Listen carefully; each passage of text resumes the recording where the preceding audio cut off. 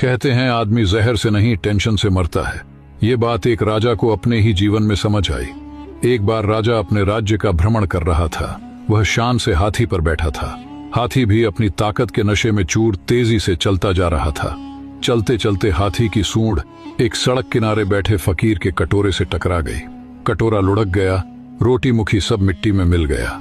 फकीर गुस्से से खड़ा हुआ और बोला, ओ ये रुक, आज तुझे बताता हूँ ताकत किसे कहते हैं। और झट से हाथी की पूंछ पकड़ ली। हाथी ने पूरी ताकत लगाई, पर अजीब बात, वह एक कदम भी आगे नहीं बढ़ पाया। राजा पीछे मुड़ा और ये देखकर चकित रह गया। राजा बोला, फकीर बाबा, आपकी ताकत तो अनोखी है। आप जैसे बलवान का स्थान फुटपाथ नहीं, हमारा राज दरबार होना चाहिए। फकीर बोला, अच्छा खाना पानी मिलेगा तो चलूं। अगले दिन से वह राजमहल में रहने लगा। राजा ने उसे एक काम दिया, हर सुबह 4 बजे उठकर राज मंदिर में दीपक जलाना और आरती करनी। फकीर राज दरबार की सुख सुविधा में रहने लगा। मिठाइयाँ, फल, पकवान, रोज 56 तरह का भोजन मिलता। बाहर रहने वाला फकीर अब आराम से जी रहा था। कुछ समय बाद दूसरे राज्य का राजा मिलने आया।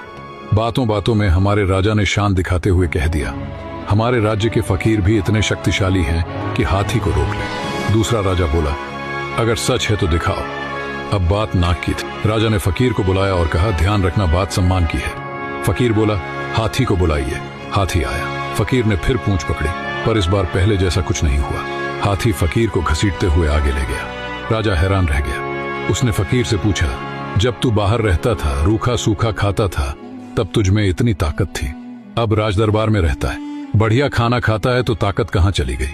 फकीर हंस पड़ा और बोला, राजा साहब, ताकत को खाना नहीं खाता, ताकत को टेंशन खा जाती है।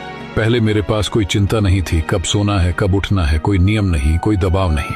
अब तो सोते समय भी डर लगा रहता है। कल 4 बजे उठना है, दीपक जलाना है, आरती करनी है। टेंशन ने मेरी नींद खा ली और नींद ने मेरी ताकत।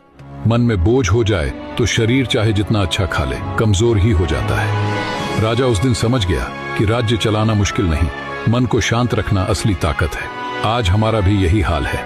हम हर रात सैकड़ों चिंताओं के साथ सोते हैं और फिर सोचते हैं कि शरीर कमजोर क्यों है। टेंशन दिमाग नहीं खाती, पूरे इंसान को खोखला कर देती है, दीमक की तरह। इसीलिए याद रखो, मेहनत करो पर चिंता मत करो।